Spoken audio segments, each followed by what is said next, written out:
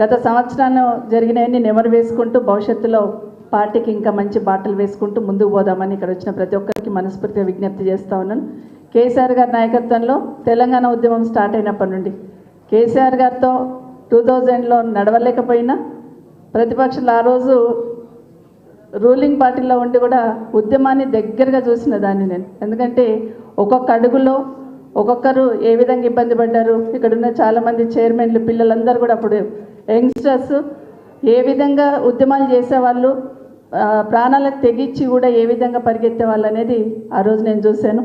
ఇక్కడ ఫోటో చూస్తూ ఉంటే కేసీఆర్ గారిది నీమ్స్లో ఇంకా చాలా ఇబ్బందిగా ఉంది. మనం తెలంగాణ ఇవ్వకపోతే అసలు కేసీఆర్ గారికి చాలా డేంజర్గా ఉందన్నప్పుడు ఆ రోజు ప్రభుత్వం తరఫున నేను వెళ్ళాను నీమ్స్కి. కుటుంబ సభ్యులందరూ కూడా అక్కడ ఉన్నారు. వెళ్ళి అన్న మీరు విరమించుకోండి అని అడిగినప్పుడు ఒకటే మాట అన్నారు, ఆ కళ్ళల్లో